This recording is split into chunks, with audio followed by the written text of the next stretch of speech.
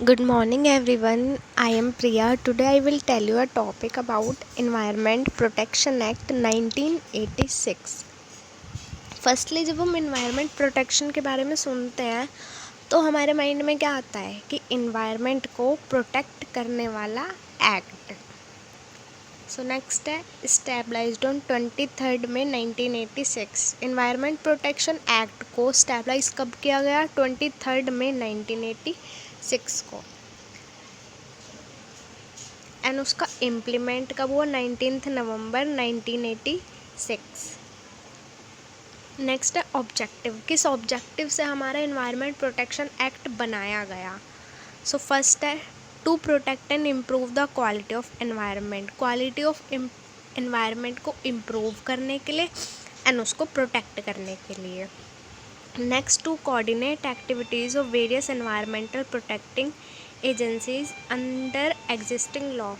जो various environmental protecting agencies थी उनके साथ कोऑर्डिनेट करने के लिए बनाया गया। नेक्स्ट है act defines environmental as.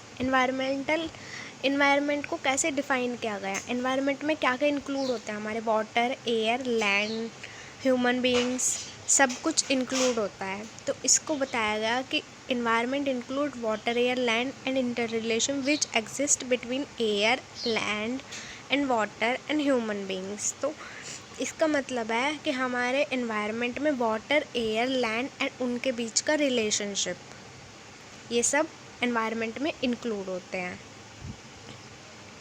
Next है central government has the power to take measure for protecting and improving the quality of environment. Central government के पास कुछ पावर्स थी फॉर प्रोटेक्ट करने के लिए एंड इम्प्रूव करने के लिए। क्या? क्वालिटी ऑफ एनवायरनमेंट को। First, setting standard for quality of environment in vision of environmental pollutant. हमारी गवर्नमेंट ने एक स्टैंडर्ड सेट किया कि इंडस्ट्रीज़, ऑटोमोबाइल्स कंपनीज़ या और भी जो पोल्यूशन फैलाने वाली कंपनी है वो एक लेवल तक पोल्यूशन को फैला सकते हैं। अगर वो ज़्यादा पोल्यूशन फैलाएंगे तो उनके ऊपर स्ट्रिक्ट एक्शन लिए जाएंगे।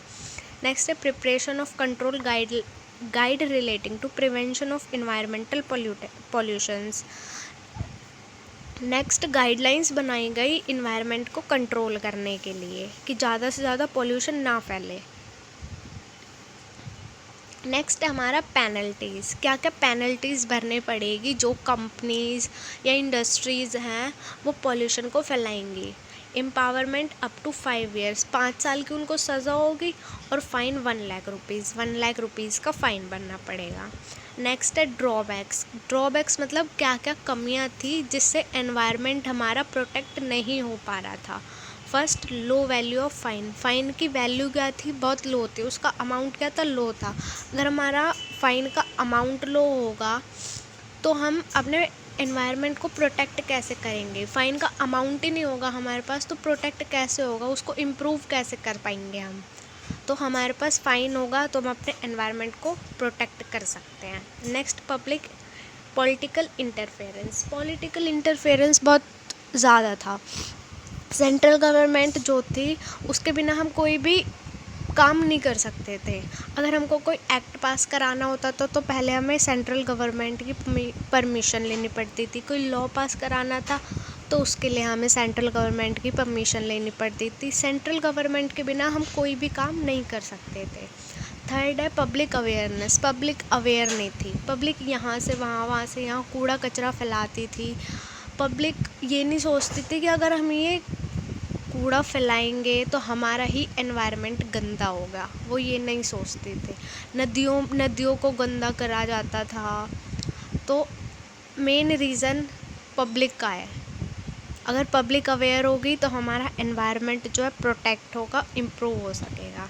नेक्स्ट है सेंट्रलाइज्ड पावर। सारी पावर्स जो थी सेंट्रल गवर्नमेंट के हाथ में थी। Less funding resources. फंडिंग का रिसोर्सेज बहुत कम था। फंड नहीं था गवर्नमेंट के पास कि वो अपने एनवायरनमेंट को पोल्यूट होने से बचा सके।